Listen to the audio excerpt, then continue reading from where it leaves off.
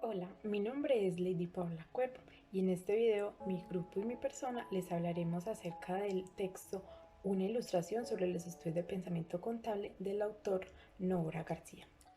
En este artículo haremos una ilustración de los temas tratados en los estudios de pensamiento contable y así identificar las diferentes alternativas metodológicas que han seguido los académicos de la contabilidad cuando realizan una investigación en este campo de estudio. Asimismo, expondremos en qué estudios los investigadores se pueden concentrar en el análisis de un concepto, de un autor, de una obra clásica, de un problema particular, o bien se pueden dedicar al examen de la literatura contable universal. Al contrastar la literatura que se publica hoy en día sobre pensamientos contables y el acervo literario producido por otras disciplinas de las ciencias sociales, se observa una brecha entre estos campos de investigación. Es posible realizar una aproximación cuantitativa de esta, ya que existen ciertos números de revistas académicas dedicadas a la historia del pensamiento económico, mientras que en contabilidad no existe ninguna publicación científica periódica dedicada a divulgar exclusivamente investigaciones sobre pensamiento contable. La falta de productividad académica en torno al pensamiento contable ha sido cuestionada por Michael Grafford y Steve Zen, que ante tal carencia recomiendan volver a la literatura del pasado como una alternativa para fortalecer la conexión entre la investigación y la docencia. Ampliar los horizontes de la investigación contable que hoy se acepta para publicar en las revistas académicas y para evaluar el desempeño de los docentes, además de mejorar la formación de los estudiantes de doctorado. En este artículo se ilustrarán principalmente 4 investigaciones sobre pensamiento contable. Un estudio que se concentra en sustentar los cambios en el concepto de la contabilidad. Una investigación relacionada con la investigación del suavizamiento del ingreso en Estados Unidos durante el siglo XX. El análisis de la obra de Charles Liddell hecha por Catherine Curran Booker.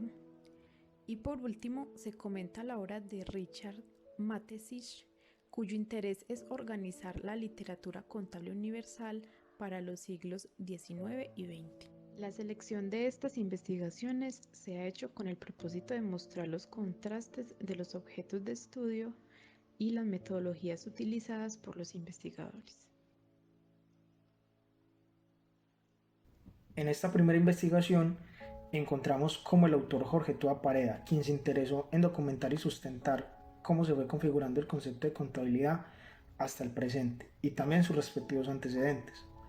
El autor analiza la evolución del concepto de contabilidad a través de 4 dimensiones, para así determinar cómo se llegó a un concepto de origen a la dimensión económica de la contabilidad, que se reconoce como una práctica contable en cuanto genera información para tomar decisiones y que se involucra con aspectos de responsabilidad social e incluso llega a asumir la denominación de ciencia. En el análisis, el autor manifiesta que los cambios en el concepto de contabilidad se detectan con base a una estructura en la que subyacen por lo menos los siguientes 4 elementos. Una referencia a un propósito, una asociación con cierta clase de realidad, una descripción sobre lo que hacen aquellos que ejercen la práctica contable y una caracterización del cómo se hace la contabilidad. Algunos de los cambios relevantes identificados en el texto son: en el pasado, el fin de la contabilidad era registrar, mientras que en la actualidad la contabilidad es utilizada como un mecanismo de información para tomar decisiones. La contabilidad no solo cubre la dimensión financiera, sino que también otros aspectos de la realidad económica y social de las empresas. No solo se describen los elementos patrimoniales, sino que también se genera y se revela información para que los entes sean social y ambientalmente responsables.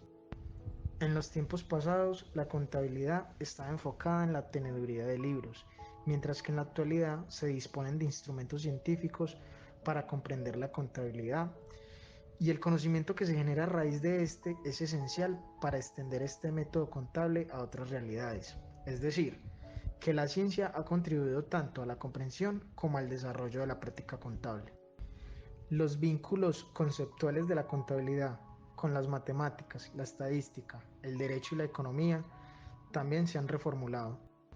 La noción de registro ha desaparecido en el concepto de contabilidad para dar paso a expresiones relacionadas con los fines informativos sobre aspectos económicos, gubernamentales, sociales y ambientales. A comienzos del siglo XX, la contabilidad adquirió relevancia en los negocios, en especial en los países anglosajones.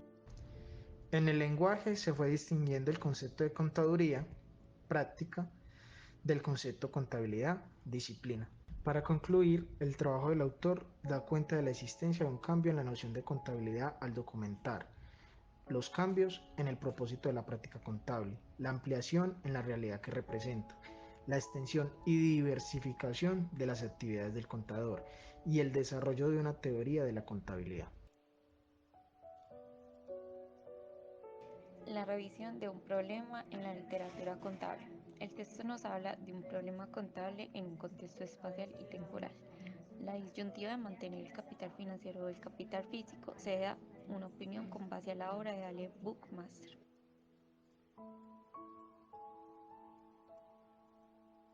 Su motivación fue hacer explícito el vasto tratamiento que ha tenido el problema del suavizamiento del ingreso en Estados Unidos.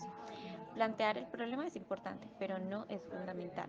Para resolver el problema se encargó de evaluar la ciencia normal y resaltar los momentos en que emergieron los nuevos paradigmas que sirvió como referencia para llevar a cabo los estudios.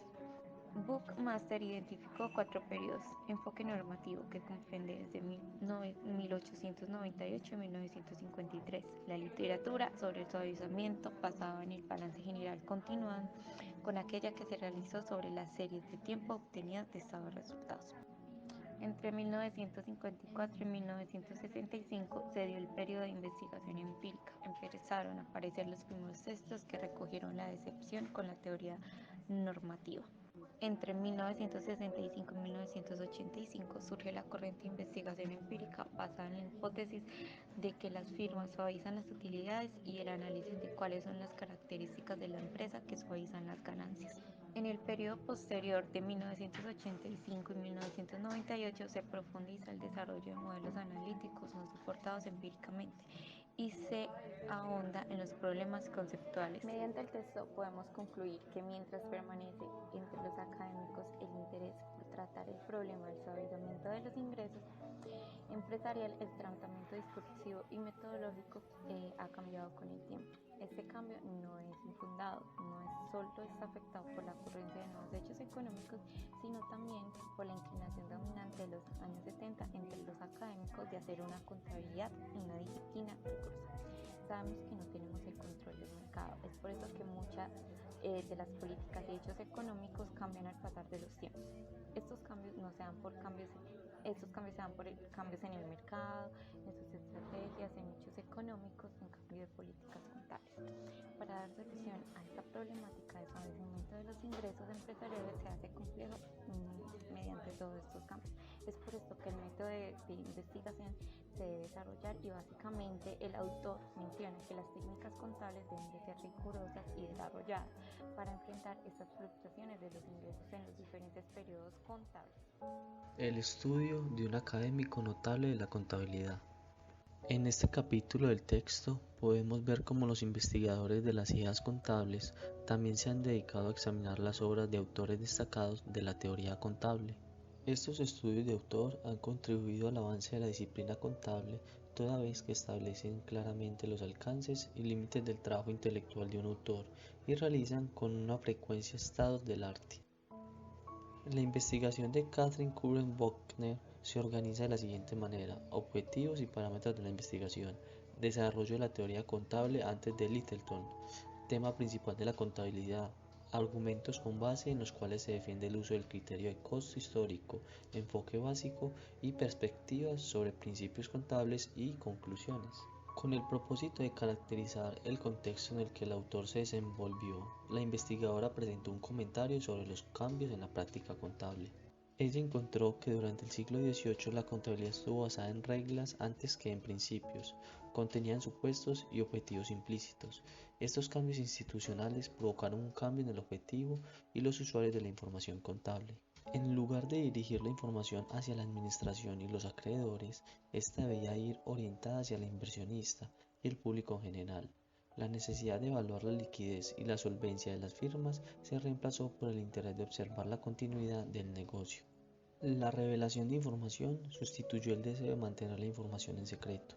La regulación sobre el impuesto de renta acrecentó la necesidad de calcular los resultados empresariales, lo cual generó una discusión sobre el problema de asignar los costos. Este énfasis en el cálculo de los resultados empresariales indujo la necesidad de disponer de conceptos más uniformes y por ello más consistentes sobre la determinación de esta cifra. Bueno, en este capítulo podemos ver que nos deja varias conclusiones, pero según determinados autores, como por ejemplo que la contabilidad registra acciones que ya han sucedido, por lo tanto, para reflejar efectivamente las transacciones realizadas, estas deben reconocerse según su precio original. Partiendo desde el pensamiento de Charles Littleton, la práctica contable se puede mejorar si se dispone de una adecuada teoría, porque teniendo en cuenta que la contabilidad es práctica, entonces una teoría relacionada con esta solo se puede construir a partir de la experiencia y de la práctica contable, pero por ende la teoría contable no puede pretender desarrollar explicaciones científicas porque no es posible identificar leyes inmutables en la contabilidad. Sin embargo, la teoría provee el significado de la práctica, además de que se constituye en un medio que facilita, por así decirlo, la escogencia del mejor curso de acción. Obras generales relacionadas con la investigación contable.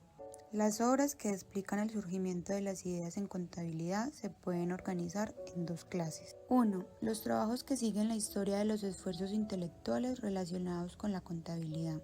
2. Los trabajos más cercanos a la sociología del conocimiento. En este caso comentaremos la obra de Richard Matheson, perteneciente a la primera clase, pero donde se reconoce que debe estar acompañada de la consideración de los cambios sociales, la cual se sustenta en la caracterización y relevancia de los trabajos hechos en cada nación. Su libro es principalmente una compilación de la literatura antes que una explicación histórica de las ideas contables creadas en el siglo XIX y XX, pues antes de 1800 no existía nada que se considerara una teoría relacionada con la contabilidad. Para algunas naciones es fuente de referencia para ampliar y discutir la literatura considerada. En el caso de los países no incluidos, la obra crea debate y alienta a los investigadores a realizar y divulgar estudios sobre literatura contable. Mattesi considera todos los trabajos académicos sobre contabilidad, con más de 4.000 publicaciones mencionadas y al menos 30 nacionalidades diferentes, incluyendo así a los autores destacados de dicha nación. Entonces se dice que la contabilidad como disciplina académica es una manifestación cultural mundial. El libro se desarrolló en 19 capítulos realizando un examen al siglo XX, pues la producción intelectual de este siglo constituye el eje de estudio. Inicialmente se compiló la literatura de Europa Occidental, considerando a Alemania, Italia, Francia y España. Luego de la literatura inglesa, Inglaterra, Estados Unidos, Canadá, Nueva Zelanda y Australia.